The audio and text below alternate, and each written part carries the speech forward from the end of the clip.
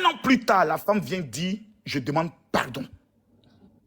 Moi là, qui suis religieux, le pardon pour moi là, a un sens trop fort. Nous tous, on fait des péchés. Le jour où quelqu'un vient me dire, je te demande pardon, peu importe, mon frère, qu'il soit vrai, qu'il soit hypocrite, je ne suis pas Dieu. Je lui accorde mon pardon. La majorité des personnes qui vivent en Côte d'Ivoire ne sont même pas au courant d'une affaire de Sonia. Ça ne les intéresse rien, en rien. Ils sont au marché, ils sont au champ, ils s'en foutent des réseaux sociaux. Sinon, on est sur les réseaux sociaux parce que notre avis là définit toute la Côte d'Ivoire. Et c'est ça, j'ai dit, je ne suis pas d'accord. Effectivement, c'est parce que la dame, elle a commis son acte sur les réseaux sociaux. Ceux qui sont sur les réseaux sociaux, c'est les mêmes qui sont à s'indigner, en fait.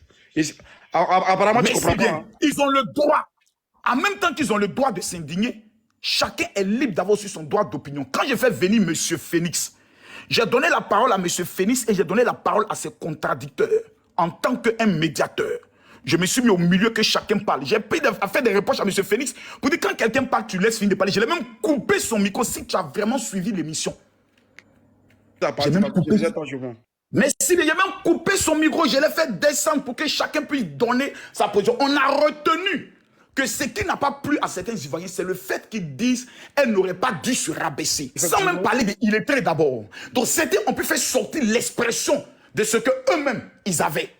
En même temps, il faut demander aux gens de baisser d'un ton. Pourquoi? Parce que les Gabonais et les Ivoiriens n'ont pas de problème.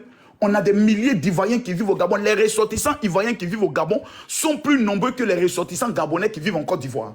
Donc, qu'est-ce qu'on va vouloir créer qui ne sera même pas de la sainteté de quelqu'un? Est-ce que nous, on peut s'élever dans un bateau pour aller faire palabre au Gabon? Jamais. Donc, j'estime qu'il y a des débats trop forts, trop importants, tels que les 1 milliard qu'on décaisse par jour, qui doivent être des débats sur lesquels on peut débattre ce soir-là, par exemple. Mais on laisse tout ce qui est essentiel à notre pays pour aller s'attarder sur des détails qui ne peuvent pas faire avancer le pays ou qui ne peuvent même pas prendre le soin de donner un point au pays. L'éditionnaire, elle est qui?